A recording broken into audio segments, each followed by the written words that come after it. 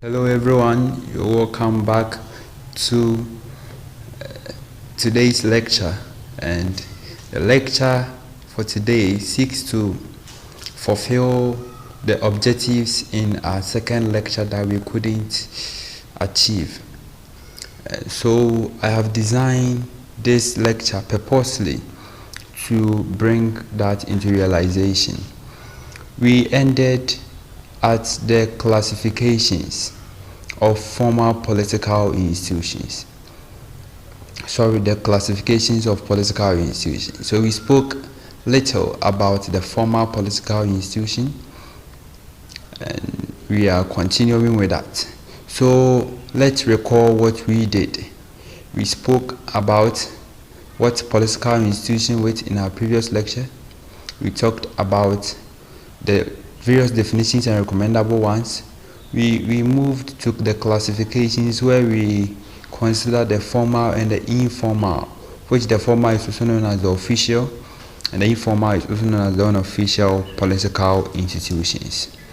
So this lecture is leading us into different aspects. Now, with formal political institutions, we must acknowledge that it is bodies, or they are bodies created by the Constitution, especially in democratic states. That's especially in democratic states. So the formal political institutions are the creation of the Constitution. Now, when you talk about the undemocratic states, the formal political institutions there include the military junta and their appointees to head various state organizations as well as the judiciary, which they establish, including their decree. Yes, because with the undemocratic states, especially the military regime, they use decree in ruling. So that becomes their official norm or the official law, which is an institution that they use to rule. Now, let's talk about some pertinent thing to recognize or to acknowledge when we are talking about formal political institution. Now, we must acknowledge that the formal political institution exercises explicit political power on behalf of the state assigned to them by the Constitution. So they exercise explicit political power, which means that when we say explicit, it means it's clear, right? So they exercise power in the public domain, which have the recognition of the people. So their power that they exercise is seen by the people that is the ruled. So therefore, they have the official recognition of the masses or the public to perform such functions they do perform as official or formal political institutions. Let's now consider the informal political institutions. Now the informal or unofficial political institution. Now the informal or unofficial political institutions, on the other hand, are those bodies which have no explicit legal authority to make or enforce decisions for the public or on behalf of the public. Yes, on behalf of the public, they don't have any recognition to perform such roles.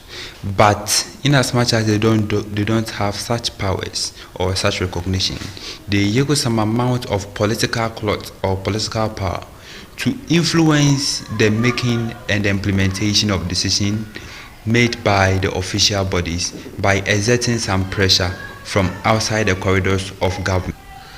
So that is a crucial point to note about the informal political institution. Theirs is to influence the decision, the making and the implementation or the execution of decisions made by the formal or the official political institution through the exerting of pressure from outside corridors. Yes, and always those in this position, feel very happy because they are able to scrutinize and, constructively analyze the policies, the decisions, and actions taken by the official political institution. And it's as a result of this institution or the existence of the unofficial or informal political institution that every state develops, because they have to analyze and do underground work to to ensure that the decision taken by the formal or the official political institutions will inure to the benefit of the people in the country, especially the masses. And these bodies include the masses themselves. So this is a social political bodies, and they encompasses a variety of bodies, including political parties who present candidates for national election, interest groups, academics, voters, the media, the think tank, the organizations, professional groups, and among other relevant groups. And they are collectively referred to as the civil society organization, of which the root are even part, and all this constitutes the root. So we say the political parties, we know the role of political parties, and with this informal or unofficial political institution, we will delve much into in as much as we still have life, and God has given us the chance to live. So basically, this is the role of the unofficial political institution. Now, jumping from the unofficial political institution means that we are moving into different aspects or different objectives of our lesson. And I believe you've understood what we have discussed so far very well. Now, the different aspects is where you're going to look at the theories of political institutions. So let's start. Now, a number of theories have been propounded to illustrate political institution by various political scientists. Now, notable among these institutions is the ones propounded by Samuel Philip Huntington and David Easton. And they include institutional theory by Samuel Philip Huntington in 1960s and system theory by David Easton, that is the renowned one.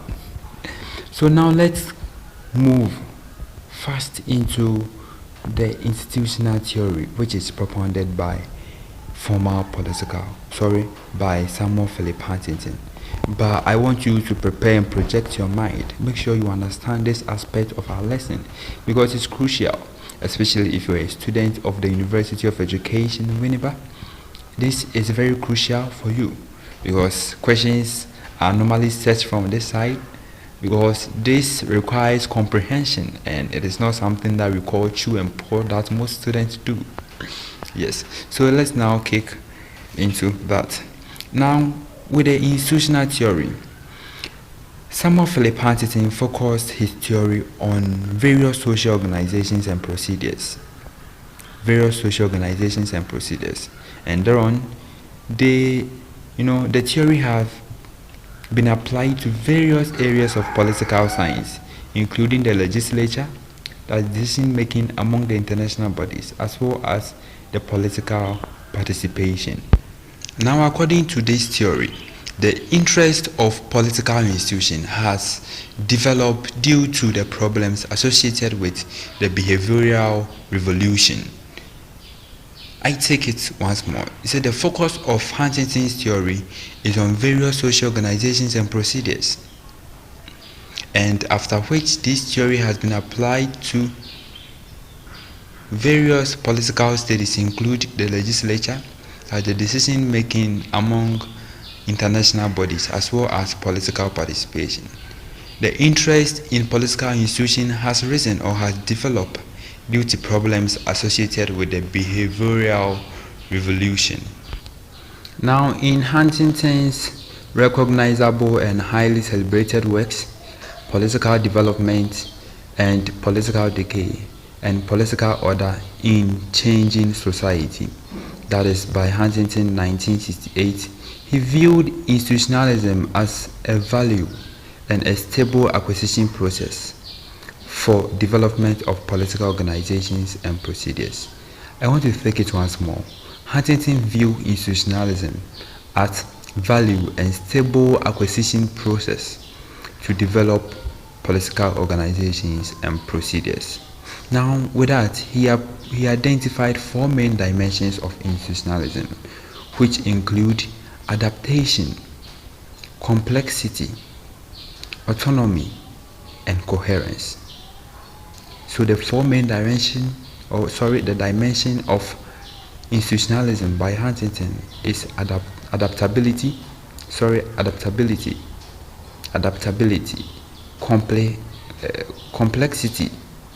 complexity, autonomy, and coherence. And I simply put it as CACA.